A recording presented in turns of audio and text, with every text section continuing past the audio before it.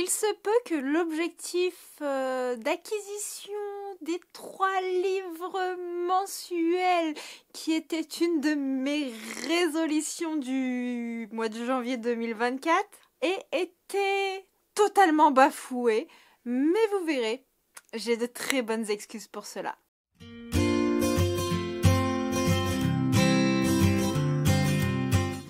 Hello mes petits érudits, c'est Johanna, bienvenue dans ma citadelle, je suis ravie de vous retrouver aujourd'hui pour une nouvelle vidéo.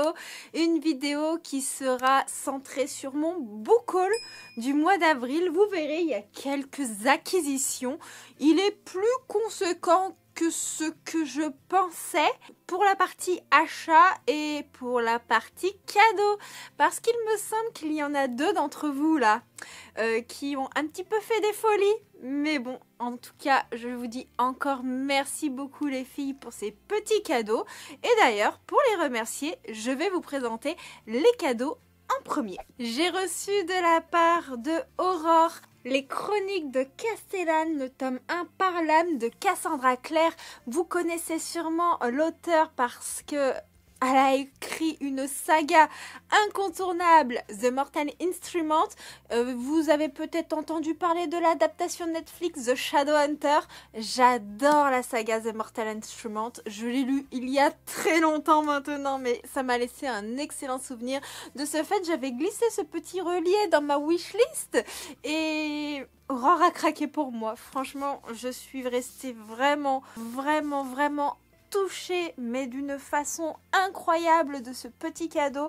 Vous vous doutez même pas de tout ce que vous pouvez m'apporter au quotidien quand j'ai des petites baisses de morale, ce qui est assez récurrent en ce moment, lors des live Twitch, lors de nos conversations et tout ça. Enfin bref, vous êtes un soutien indéfaillible, indéfectible plutôt. Je me mélange toujours dans les mots. Et rien que pour cela, merci. Alors, je ne vais pas pouvoir vous faire un résumé de cette histoire parce que je ne l'ai absolument pas en tête. Et étant donné que je vous fais des points lecture qui sont beaucoup plus détaillés, je me dis que vous lire le résumé n'est pas forcément intéressant pour vous. Toutefois, il y a une phrase là, écrite en gros, qui est assez interpellante. L'un a été élevé pour régner, l'autre pour mourir. Et on se retrouve dans une cité où tout le monde cherche à s'enrichir et tout ça. 2 personnages qui viennent pas du même monde. Et je crois qu'il y a un truc avec un empoisonnement, si je dis pas de bêtises. Un savoir interdit. Voilà, je pourrais pas vous en dire plus comme ça. Mais j'ai très hâte. Et puis, soyons honnêtes, ce livre est vraiment de toute beauté.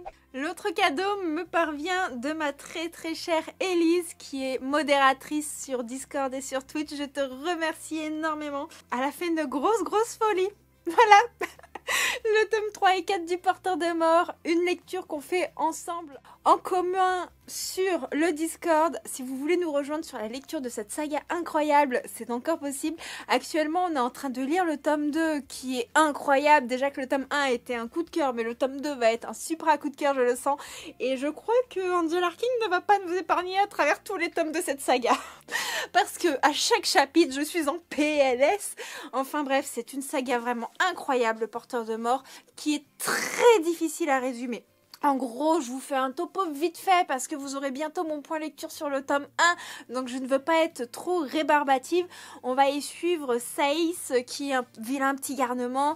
Son père a décidé que ça devait suffire et il l'a inscrit pour devenir un apprenti Tenshin. Et de ce fait, il va être sélectionné, il va devoir faire un choix. Soit il rejoint la confrérie des Tenshin, il apprend à se battre, il apprend à protéger un petit peu les différentes personnes du royaume, à avoir une place assez importante, soit il reste un petit garnement et dans ce cas il devra subir les dangers au lieu d'aider à protéger le monde.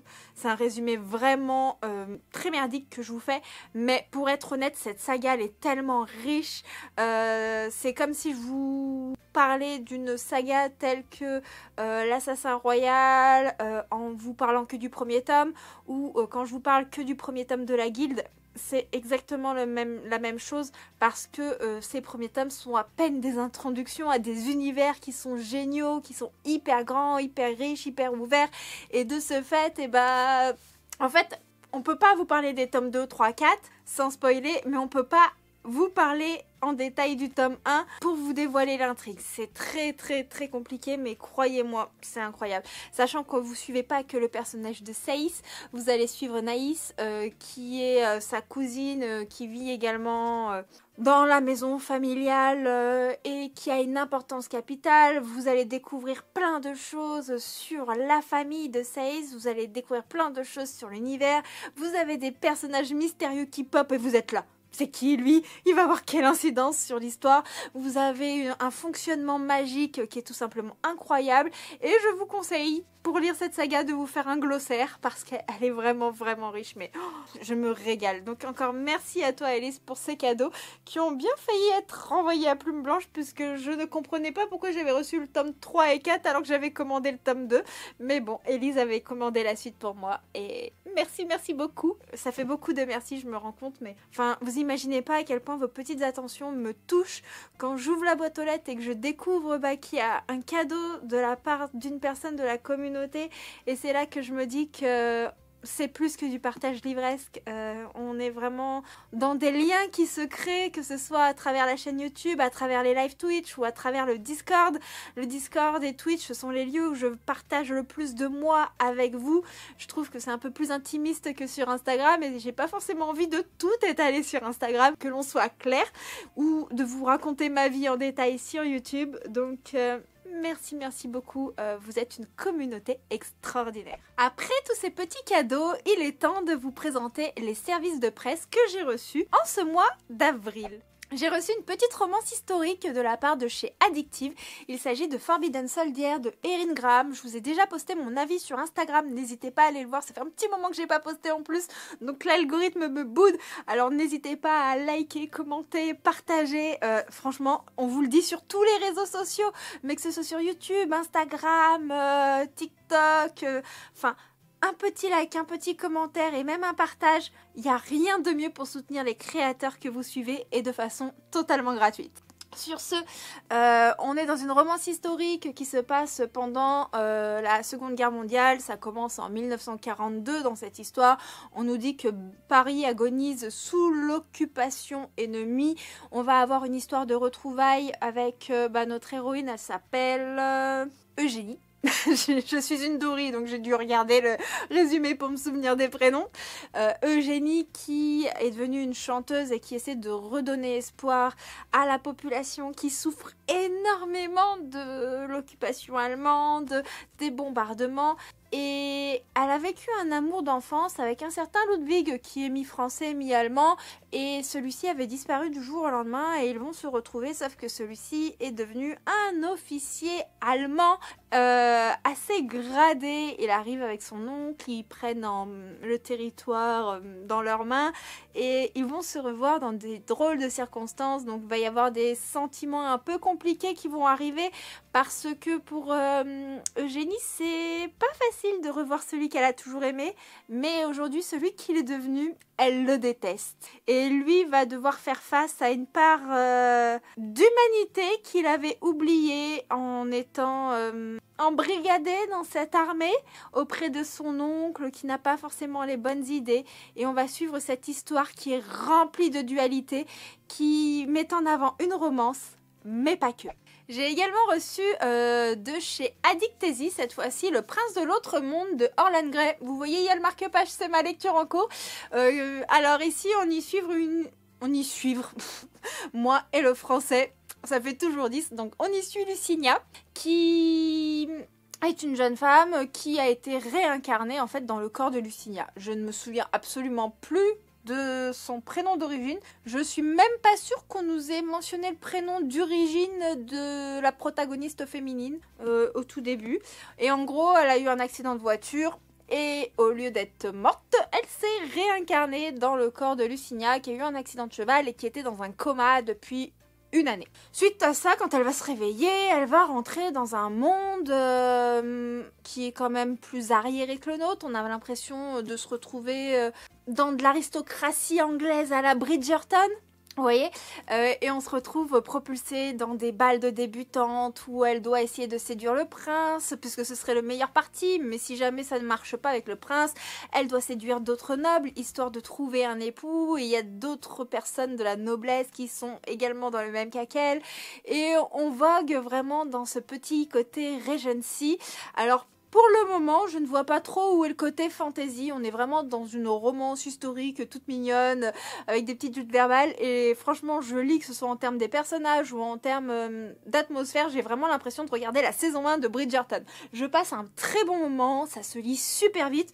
J'ai lu ça pendant 1 heure. J'ai lu quasiment 1 heure hier soir et en 1 heure j'ai lu 160 pages, donc je trouve que ça se lit vraiment rapidement.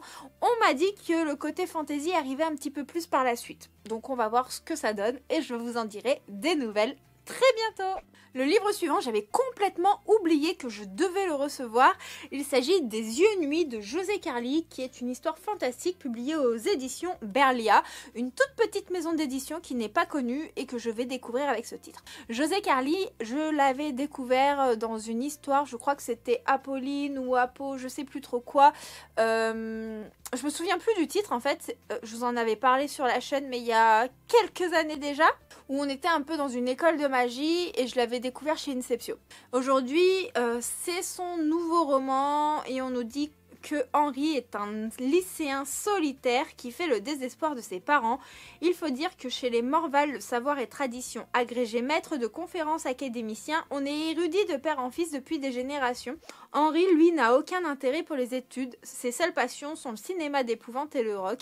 Il rêve de devenir un grand réalisateur de films d'horreur, plus célèbre que John Carpenter et Wes Craven réunis. Pour éprouver ses scénarios macabres, il se plaît à piéger Isaac, son jumeau, dans des scènes dignes des cauchemars les plus terrifiants. Mais un soir, en rentrant du lycée, l'adolescent est lui-même confronté à la véritable horreur. Il est victime d'une embuscade au détour d'une rue obscure, attaqué par des enfants aux yeux noirs qui cherchent à le capturer. Débute alors sa sombre aventure. Et comme le précédent roman de l'auteur m'avait fait passer un très bon moment, c'est vrai que quand il m'a proposé de lire celui-ci, j'ai accepté parce que je suis très très curieuse et que j'ai toujours envie de mettre des auteurs qui sont à mes yeux pas assez connus ou des titres moins connus que d'autres en avant, donc j'ai très très hâte de le découvrir et de vous en dire ce que j'en pense. Il y a 1 an, il y a une romance de chez Nisha etc. de Isis Mae qui m'avait bouleversée. Il s'agit de Shameless Sequel. Et là, voici son spin-off qui est sorti, donc Shameless Succès. Donc c'est avec d'autres personnages de la bande d'amis qu'on l'on rencontre dans Shameless Sequel. D'après ce que j'ai compris, on sera moins dans quelque chose de difficile, ce sera un petit peu plus léger. On nous dit qu'on va y suivre une étudiante à l'univers de Seattle qui est influenceuse dans le body positive et qui va se servir de sa notoriété sur les réseaux sociaux pour lutter contre l'acceptation de tous les types de corps. Elle veut que tout le monde soit accepté pour ce qu'il est et je crois que un jour elle va s'attaquer à Roméo qui lui est le capitaine de l'équipe de basketball du campus. Voilà. On est sur une petite romance, je vais pas lire tout le résumé, ça résume assez bien l'atmosphère et j'avais vraiment adoré la plume de l'auteur, donc je suis très très très curieuse de découvrir la suite des romances du groupe d'amis dans lequel on a vogué avec Shameless Sequel. Je pense que celui-ci vous l'avez vu passer et je vous l'ai déjà présenté via un petit réel. J'ai reçu toutes nos histoires infinies de Rebecca Yarros publiées chez City Edition. Donc le voici, il est absolument magnifique, je l'avais reçu avec des lettres. J'ai pas les lettres à côté de moi, mais si vous voulez voir un petit peu à quoi ça ressemble et comment se composent les lettres, n'hésitez pas à aller voir mon compte Instagram, il y a un petit réel de présentation de ce titre où on est dans une histoire avec une double temporalité. On va suivre une jeune femme qui a divorcé, qui reprend sa vie à zéro et qui va aller s'occuper de vider la maison de sa grand-mère à présent décédée. Il faut savoir que sa grand-mère, c'était une écrivaine et elle n'a pas achevé son dernier manuscrit. Pour cela, en vidant la maison, elle va tomber sur des lettres en compagnie d'un auteur à succès en fait qui est chargé de terminer le manuscrit de la grand-mère. Et grâce à ces lettres, en fait, ils vont découvrir le passé de celle-ci et une correspondance de la grand-mère avec une personne qui était dans l'armée, mais je sais pas de quel côté, je sais pas comment c'est fait. Enfin bref, ça a l'air très très très émouvant. J'ai très envie de le lire. Toutefois, je sais que je vais pleurer toutes les larmes de mon corps, donc j'attends d'être dans le bon mood moralement pour le lire, si vous voyez ce que je veux dire. Sinon, j'ai reçu un service presse un petit peu particulier parce qu'il s'agit du premier album de jeu 100% romance de chez Nisha, etc. Donc quel fan de romance es-tu vraiment? Donc c'est un album où vous avez 350 quiz et jeux pour nous tester. Et pour avoir commencé, je suis absolument nulle. Je me rends compte que je lis, que j'apprécie les romances, mais que je ne me souviens absolument de rien. Donc là, vous avez les citations tirées par exemple de After, de Jamais plus, de Lexstone, Twisted Love, The Bucket List, Viens on s'aime, Ten Earth, Promets-nous, Le jeu des tricheurs, L'anti-lune de miel, Vicious, et plein d'autres romances. Et par exemple, faut compléter pour avoir la citation. Vous avez des petits quiz pour vous retrouver les titres grâce aux couvertures. Vous voyez que je suis absolument nulle quand même, j'en ai pas complété beaucoup. Ensuite, vous avez des trucs où il faut deviner le trope amoureux. Vous avez un quiz pour savoir quel fan de romance vous êtes, quelle lectrice de romance même. Et moi, j'ai un problème, c'est qu'on nous dit que plus de 2 cœurs, on est une lectrice avertie, plus de 2 trèfles, on est une lectrice masochiste, plus de 2 étoiles, on est une lectrice détective, et si on a le plus de petits trous, on est une lectrice prudente. Et comment vous dire que moi je suis à égalité sur ces 3-là. Donc je suis à la fois une lectrice avertie, à la fois une lectrice masochiste et à la fois une lectrice détective. Voilà. Donc je suis un peu toutes les lectrices à la fois. La seule qui me convient pas, c'est la lectrice prudente.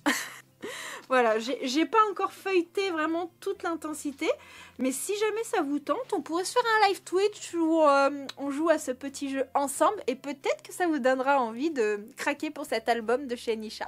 Le drame arrive, il est temps de passer à mes petits craquages. Et dans mes craquages, il y a la réédition du Prince Charmant existe, il est italien et tueur à gages de chez Anatrice, publié dans la collection Hugo New Romance Poche. J'ai déjà lu cette romance, je l'ai adorée, mais voilà, il me l'a fallu en poche, c'est du Anna quoi. Et qui dit Anatrice dit dans la bibliothèque de Johanna, tout simplement. Donc ici on est vraiment sur une histoire où on va y suivre Robin, une maman tatouée, un peu farfelue, avec des formes, une femme qui croque vraiment la vie à pleines dents mais qui en a aussi extrêmement bavée. Elle s'occupe de sa petite fille avec beaucoup d'amour, beaucoup de grains de folie. Elle a une meilleure amie extraordinaire. Elle a un lien avec une grand-mère du voisinage au top et une grand-mère qui est absolument pas comme les autres. Et un jour, elle va rencontrer un merveilleux échelon 5 qui est son nouveau voisin, sauf que celui-ci il s'avère être tueur à gages. Voilà, il y a une petite romance complètement déjantée qui va se lancer sous cette thématique et c'est spicy. Clairement, c'est spicy. Si vous aimez pas les choses hyper spicy, c'est peut-être pas pour vous. Par contre, si vous aimez rire et que le spicy vous dérange pas, mais vous allez vous bidonner avec cette romance. Je pense que vous vous en doutez, je vous ai présenté le tome 3 et 4 d'une saga tout à l'heure. Je vous ai dit que j'avais commandé le tome 2 et que je comprenais pas pourquoi j'avais reçu le 3 M4. Et ben voilà le tome 2 du Porteur des Morts de Angela Arkin, qui est ma lecture en cours, bientôt terminée, de Dark Fantasy, qui est incroyable, qui est très sadique. Vous aimez les auteurs un peu sadiques, à la Anna, à la J. Christophe, je pense que cette saga dans ce cas pourrait vous plaire si vous aimez souffrir. Voilà. Le problème des bonnes résolutions, c'est que c'est très dur de les tenir quand vous allez à des salons littéraires. Donc j'avais prévu de rien acheter à ce salon, mais même si j'ai été très sage, je ne suis pas ressortie sans rien acheter, hein, soyons honnêtes. Donc j'ai pris Les Oubliés de Lamas de Florian Soulas, qui est une histoire de science-fiction où on nous dit que l'humanité a colonisé tout le système solaire et elle veut étendre son exploration à la galaxie. L'histoire va se dérouler auprès de la ceinture de Jupiter Et on va y suivre autour de cette ceinture de Jupiter, Kat, une jeune femme qui recherche son frère jumeau qui a disparu. Et pour cela, autour de la planète, elle va intégrer des courses de vaisseaux illégales. L'histoire est bien plus complexe que cela. L'autrice me l'a présentée d'une manière absolument passionnante. Je serais incapable d'en faire autant. Enfin bref... La science-fiction est un genre que j'aime beaucoup mais que je lis trop peu et qui commence à me manquer. Donc je me suis dit, c'est publié dans la même collection que la Guilde des Ombres chez Pocket. Pourquoi ne pas craquer? Et mon autre craquage est également chez Pocket. Il y avait Aurélie Wallenstein en dédicace et il y avait le Dieu Oiseau.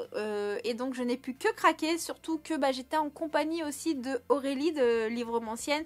Et vous savez à quel point elle nous a bien vendu ce livre-là. Je n'ai pas craqué sur son autre saga où il y a des araignées parce que je suis arachnophobe. Mais voilà. Et l'autre, c'était un petit craquage prévu. Il s'agit des Contes merveilleux de Marine Gino et Floriane Cafard. C'est un petit album de contes avec des illustrations à l'aquarelle. Marine est une personne que j'apprécie énormément, une amie. Et j'avais très envie de la soutenir en lui achetant un exemplaire des Contes merveilleux. Je ne les ai pas encore lus, mais il paraît que la plume est vraiment belle. Donc vous avez un premier conte qui se présente comme ça, où il y a marqué au fil de l'eau avec un très beau tableau aquarellable. Et là, vous avez une petite histoire de quelques pages avant d'accéder à un autre conte et une autre merveilleuse illustration. Péril et étincelle. C'est absolument magnifique. J'ai très hâte de le découvrir et je vous en parlerai à ce moment-là. J'avais un petit peu de sous dans mon porte-monnaie Vinted et je me suis dit, pour que tu puisses continuer la saga de l'Assassin Royal, il faut que tu plonges au cœur des aventuriers de la mer. Et donc, j'ai trouvé pour 3 € ces 2 tomes. Voilà, donc je m'en suis pas privée. Donc le tome 1 et le tome 2 des aventuriers de la mer de Robin Hobb, où on va suivre... des Vives qui sont des vaisseaux magiques attachés par des liens empathiques à la famille qui les possède. Et je crois qu'il y a une femme qui n'est pas censée en posséder un qui va être choisie, qui va en posséder un. Ça va créer des problèmes. Ça se trouve, je vous dis n'importe quoi. Enfin bref. J'ai hâte de commencer cette saga pour pouvoir lire la suite de l'Assassin Royal, une saga d'amour que j'aime énormément. J'avais précommandé Désir immortel de Chloé Gonde, une réécriture moderne de Marc-Antoine et Cléopâtre avec un petit univers de fantasy qui m'intrigue énormément et donc je n'ai pu que craquer parce que si sa saga première que je n'ai pas encore lue, The Secret Shanghai, est sur Roméo et Juliette et ça m'intéresse plutôt pas mal et c'est toujours dans ma palle, il faudrait que je remédie à ça. Marc-Antoine et Cléopâtre est une thématique qui m'intéresse beaucoup plus, étant moi-même amoureuse de la mythologie égyptienne. C'est une de mes mythologies préférées, mais surtout je suis fan de l'histoire de Cléopâtre que je trouve être une femme incroyable et forte. Dès qu'il y a des films qui parlent de Cléopâtre ou des reportages, vous êtes sûr que je suis devant.